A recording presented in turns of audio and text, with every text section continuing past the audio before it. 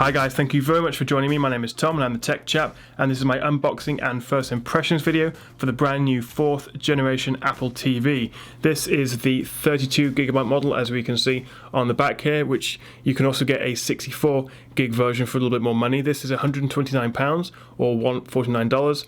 The more expensive, bigger 64GB one is about £169 or $199, so a little bit more expensive. So it's not the cheapest smart TV box on the market, but let's have a look inside and see what we get with the new 4th gen Apple TV. So that slips off nicely, and we have the new TV and also the new remote, which is pretty exciting as well. So inside the box we have the Apple TV itself, the new remote, a plug to power the device, along with a lightning cable which charges the Apple TV remote. This is the same cable you get with your iPhone 6, 6S or iPad Air, so you can actually swap between those if you wish. So it's the same lightning connector to charge the remote control. Obviously don't really play with smart TV boxes that often, but picking it up and using it for the first time like this, actually you get the impression of how heavy and how thick and dense this really is. I've got the Apple TV 3rd gen here with me, which I'll show you in just a second about how that compares.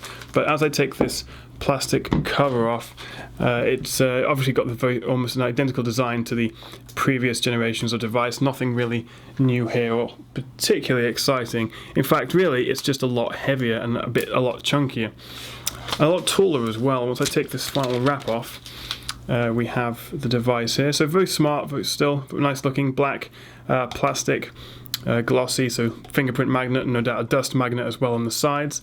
But it's still a very nice, very small, very compact device. This will fit behind any TV or gaming setup you have and not really get in the way. You won't really see it or blend in nicely. If I place the new Apple TV here and alongside the 3rd generation, so this is the last one here, you can see it really is a lot bigger. So you can see it's almost twice as tall as the Apple 3rd gen, and it's significantly heavier as well. So if you look at the inputs and outputs of the new device, we have the power cable here, a new USB Type-C connector, full-size HDMI and Ethernet port. So while we do have a very brand new future-proof USB Type-C, just one of course, we don't have any standard USB 3 or 2 even, so it's going to be a little bit difficult plugging in your usual USB sticks until USB Type-C becomes a bit more prevalent, a bit more commonplace.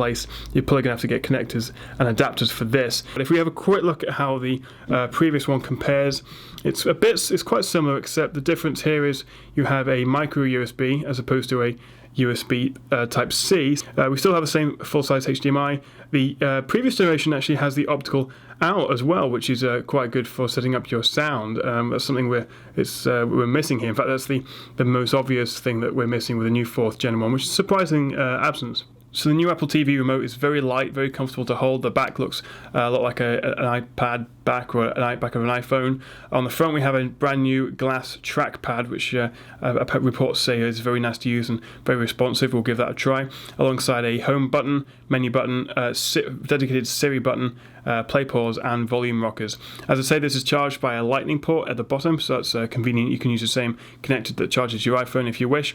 But generally, along with a microphone up here, it's very comfortable to hold and use and feels very premium in the hand. So the Apple TV doesn't come with its own HDMI cable, so you're going to have to find your own one. But once you do and you plug it in, this is the first screen that will greet you, and is the beginning of the setup process. And we're in. So this is the new tvOS, which is the biggest update really for the new Apple TV. The hardware is an incremental upgrade. The box itself doesn't look much different.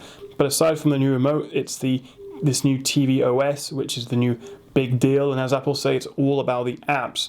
So while this doesn't share the same app store as your iPad or your iPhone, it doesn't have anywhere near the same breadth of content yet. It's a good start, and as developers do change and update their apps to support tvOS, which is this new operating system that the new 4th gen Apple TV is running, then there'll be a lot more content from TV apps to games and movie entertainment apps, etc., to play on your Apple TV. So at the moment it's pretty sparse. Here in the UK we've got a bit of Sky News, Netflix, Crossy Road, fairly standard things you get. Not a great deal, I'd say. So as I'm scrolling through, this all feels very responsive, very fast. This is currently at 1080p 60, which is the maximum output this new Apple TV does support. It doesn't have any 4K, unfortunately, which is quite surprising, as the NVIDIA Shield TV, the Roku Box 4 both support 4K 60, and here we are with 1080p 60. So in terms of video output and resolution, it really isn't the top end of the market, although this could perhaps be updated with an update, but it's quite unlikely to support 4K. You'll usually have to get different hardware. But generally this feels really nice to use. It's very responsive, looks great, it's very smooth. As I say, it is 60 frames per second, which is nice. So let's round up this first impressions by downloading a quick game and seeing how that runs and plays. Took a few seconds to get online there, but here we are. Seems very responsive with the new remote. I'm using the trackpad to lose. Excuse the light on the TV, but you can just a good indicator of how I'm playing this.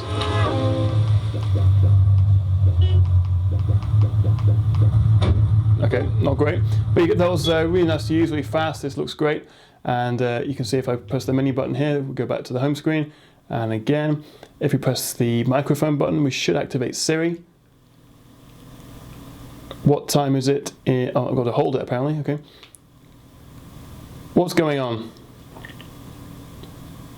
Okay. What's the time in Tokyo? Name Oscar-winning movies from 2008. Okay, not a great deal of response going on there. Might have to play with this. Also, there's no audio feedback for those for that Siri request, so you may be able to turn that on. I'm not sure. That's something I'll have to look at in the options. But aside from that, we've got a play and pause button, a volume controller, and a home button, along with a menu button, which is quick access to the background. I'm not sure what that's doing actually. Bring up the screensaver. That's quite a nice screensaver. Okay, well I think that will about sum it up for this first impressions and unboxing. As you can see, this is all nice and fast and smooth and nice to use. It doesn't seem on the first look to be a huge departure from the old Apple TVs. The interface is very similar, even though we do now have the App Store, but again, that isn't a proper App Store, it's the tvOS App Store. So it'll be interesting to see how the App Store develops for tvOS, hopefully well, and hopefully we'll get loads of apps and games. As you can see, it is looking a little bit sparse at the moment, but we'll have a proper look at that in the full review. So thank you very much for watching. This has been my unboxing and first impressions of the new 4th gen Apple TV. Do stay tuned to the Tech Chat. Please do subscribe if you haven't already, as I will have a full review and comparison versus the Apple TV 3rd gen, as well as also the NVIDIA Shield coming up in the next few days. So stay tuned for that. Thank you very much for watching, guys, and I'll catch you again soon. Cheers.